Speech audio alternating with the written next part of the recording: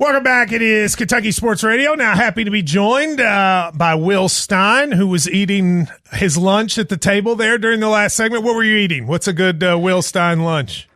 I got a buffalo chicken wrap, okay? And then I got a little cup of Greek yogurt with some fruit and granola in it. Oh, so that's health. We're rolling, man. Yeah, we're rolling. The wife's helping keep you healthy. So, all right, spring practice has occurred. We talked to you right before it. Tell me how you characterize the spring that you just finished.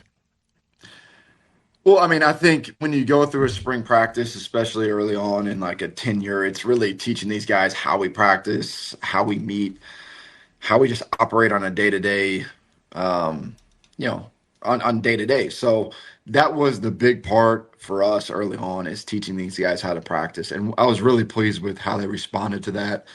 Because it was different than maybe years past here at Kentucky or even at their previous school. So that was big for us. And then just to find winning edges, like fundamentals and technique, like what those are on each particular scheme or side of the ball. And then just to bleed it into actual schematics of it and trying to figure out where you want to take this team here in spring. And so we're in the phase of getting together as a coaching staff. All right, what do we like from the spring? Where do we go from here? What does the summer installation look like? And then going into fall camp, like, how do we want to build this team for the future? So all in all, I was really pleased with our guys. I thought they were excellent from the very first minute that I got here on campus, opening up their chests and their hearts to us and allowing us to coach them really hard. And changing their mindset about what do we like? This game. What do we like about the spring? Like, if you were to say, okay, these are the 2 or 3 things on next year's team I think are a strength, and here's the 1 or 2 things we're going to have to work on, what would they be? Yeah, I mean, I think the strength, I'll start offensively. I think we have a strong unit up front. I really do. I feel like it's going to play winning football consistently. I think our first 5, 6, 7 guys are as good as I've been around in a long time. And I know that's putting a lot on them. It's obviously projecting something that has not even happened in a real football game yet.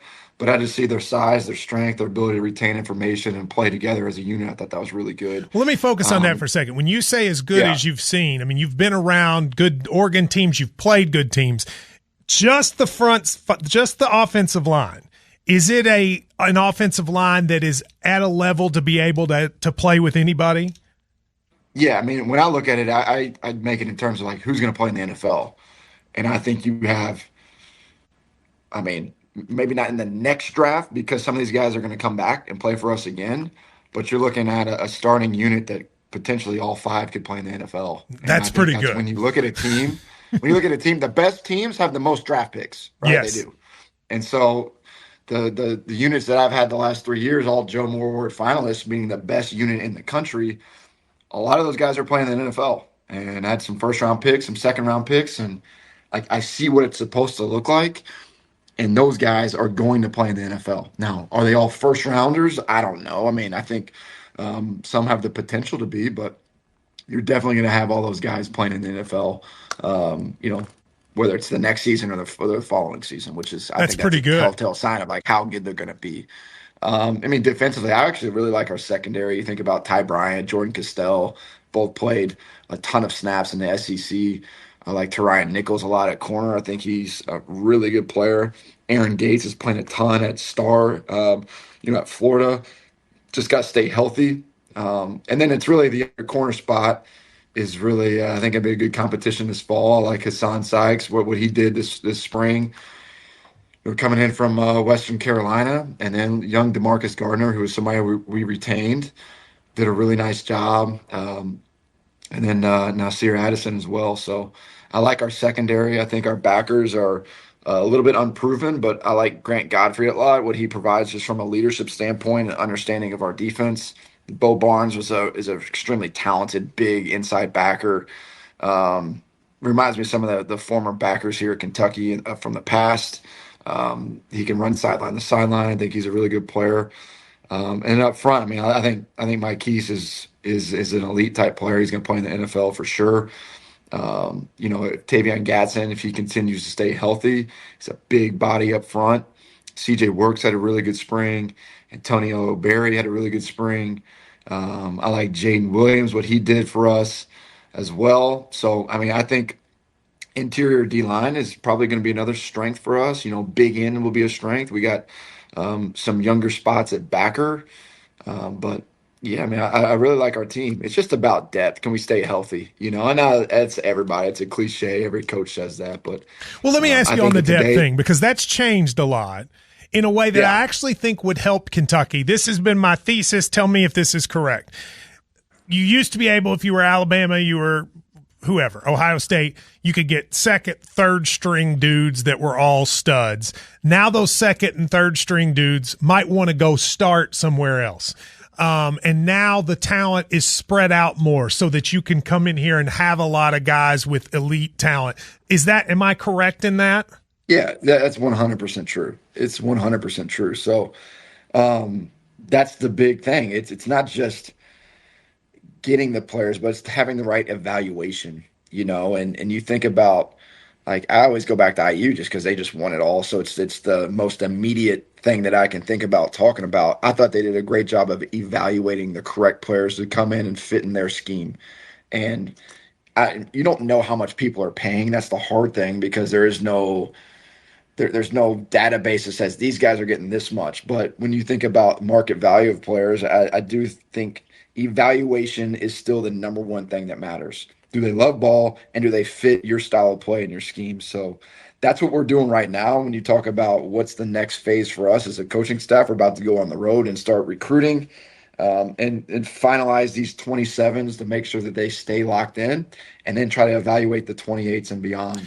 And then when you get to the portal season, it's a whole nother, It's a different set of thing. Yeah. Evaluation. Oh yeah. So we heard about this thing that UK announced, this blueprint thing, and they said you guys at UK football had used it early.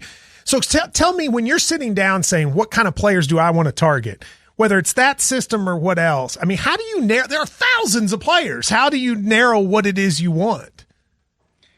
Well, I mean, that's one reason why I have a GM and an assistant GM and a director of player personnel. Like, we have an entire department dedicated to personnel, to acquiring talent and evaluating talent.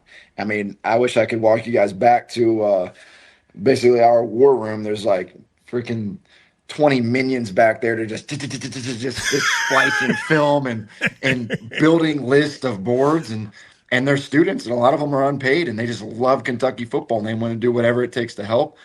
And then they want to see themselves rise within this business and this profession. I mean, so is it like half football guys, half nerds?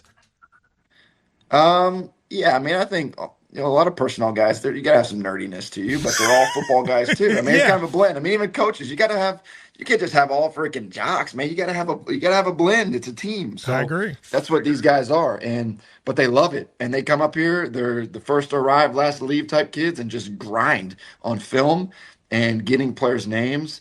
But also, I mean, a lot of our coaching staff knows a ton of guys around the country, high school coaches. And so we get fed a lot of names as well, and we're tight with recruiting services too. And the Tom Loys of the world, the Steve Wiltfongs of the world, that give us a lot of names too. That we just start building up this database, and we recruit more than like a basketball or baseball, not in terms of time recruiting, but we have more players. Yeah, so you got more. We have to cast a wide net, for our team. So as I've been hearing all these people that have committed, and you've gotten some amazing commitments, I know you can't talk about the specifics of them, but high-ranked guys, they all say the same thing. The culture there is fun. The coaches are fun. People are excited. Every single person, they don't just mention the culture, they all have the exact same compliments to it. It's got to be gratifying, and is that what you're trying to build? Yeah, I mean, the fun's in the winning, though, Matt. You know what I'm saying? Like, that's what it's really fun, is when you go win on Saturdays. So they came here this spring. They love what we're doing. It's not just a sales pitch. It's not just a one-time discussion. They see the energy. They saw it in January when they came. They saw it in early March. They see it again in April. Like, man, these guys haven't changed. They see it on our Zoom calls, on our FaceTimes, on every conversation that we have. We're the same guys. So I think it's just, recruiting is about waking these kids up and putting them to bed. It has to be an everyday thing. It can't be once in a while or, hey, we got this kid committed. Now he's good till December. F that. It's not. It's not. You better still You recruit these better still guys go. Yeah. like your hair's on fire because just because we got an awesome QB, number 2 in the country, Heard you of don't him. think that everybody's trying to still kind of talk to him? I mean, you're crazy if you don't think that's true. Or just because a kid committed somewhere that didn't choose us, you don't think the Wildcats are constantly talking to him and his family and his people? Yes, you have to. It's not over till it's over. And even when it's over, it's still not over nowadays. I mean, you can get out of a commitment or a sign deal after you sign. Yeah.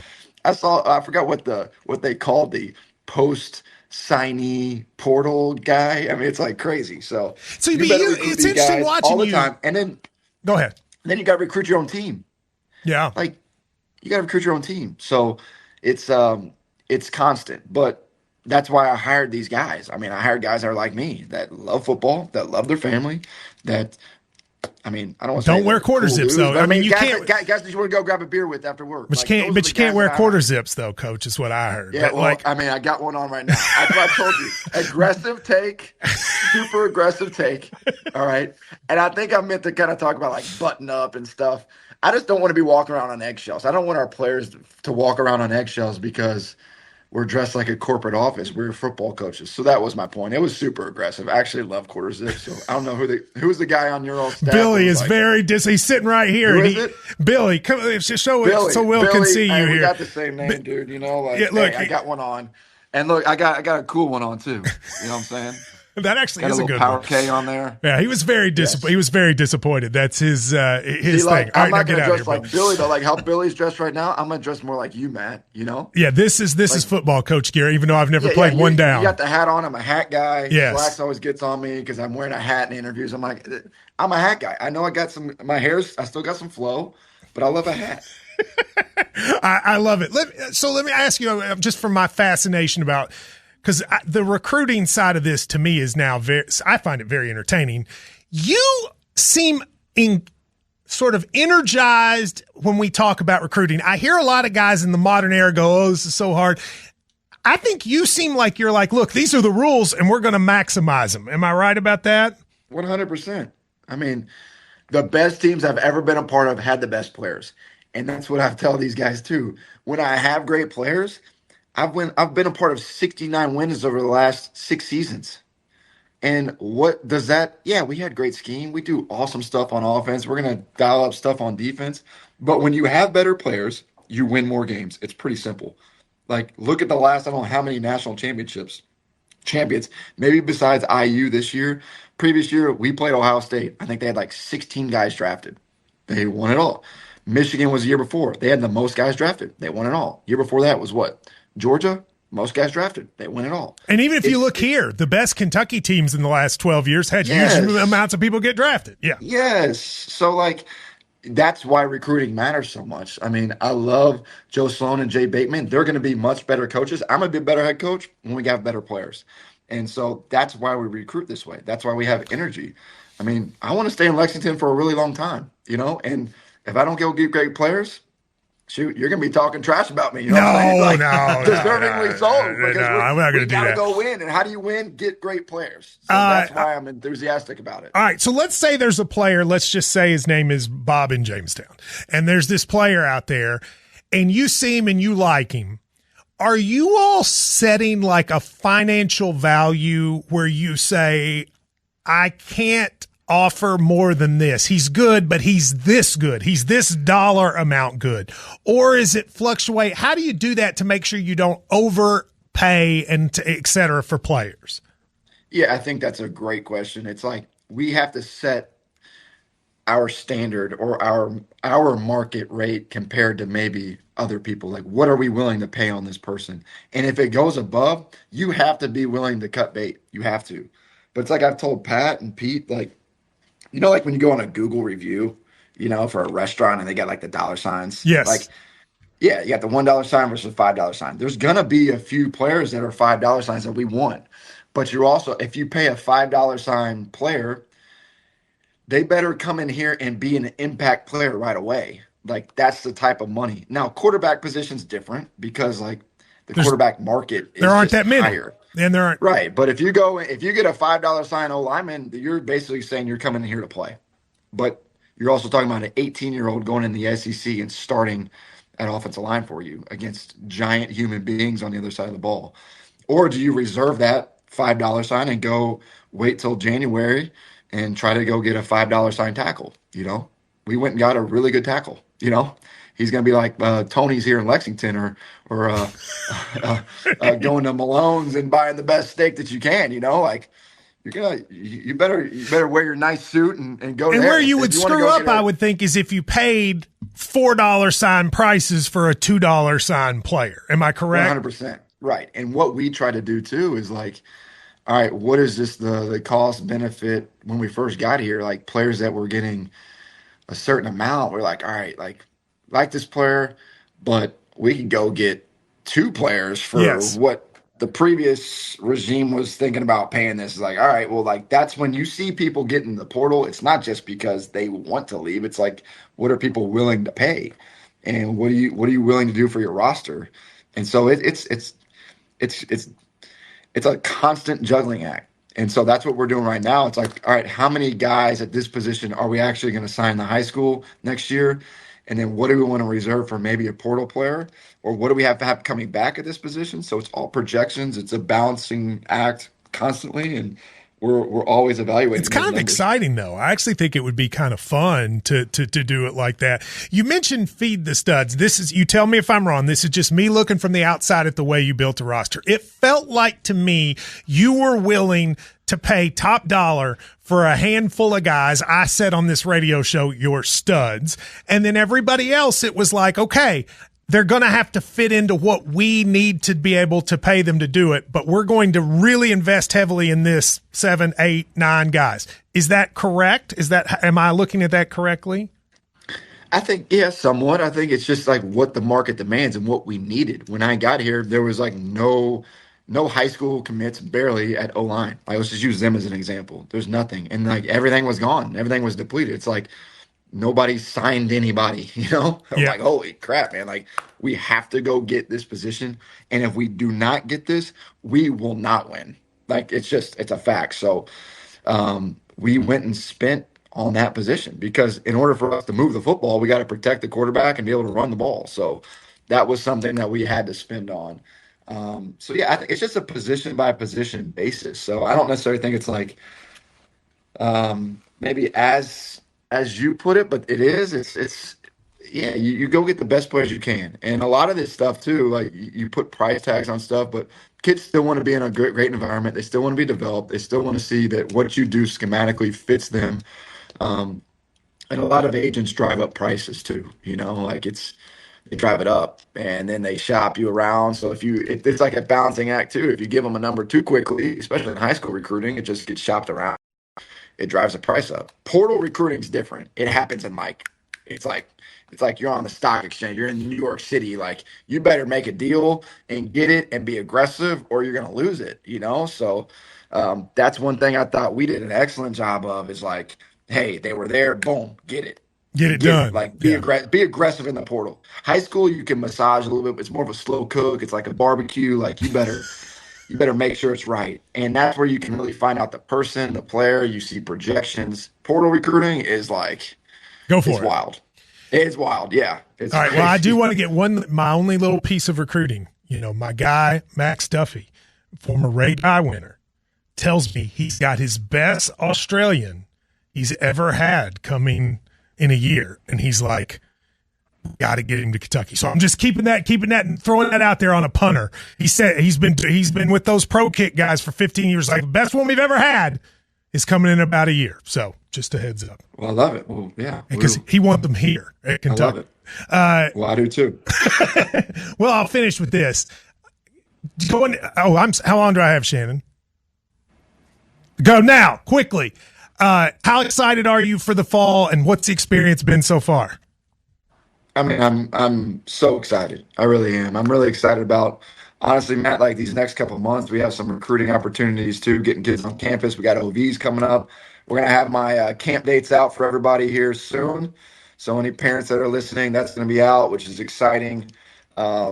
Yeah, I'm excited to be around my family in Lexington to keep exploring this unbelievable city. I mean, I'm just excited in general, man. Like it's gonna snap too. You know how it's gonna be. We're gonna snap our fingers. It's gonna be here September Yep, 5th. it So is. I Can't want wait. Kroger Field needs to be like it has been a home field advantage. I want people like hating to come to Kroger Field that are away fans that are away teams. Like, I mean, I Well, want it to be freaking lively. You know what I'm it saying? will. And It it will will. be. I know it will be. So I'm Well, thank excited, you man. very It's much. it's, it's They're awesome. making me get All out right, of here. brother. Thank you. We'll see you later. This has been Kentucky Sports Radio.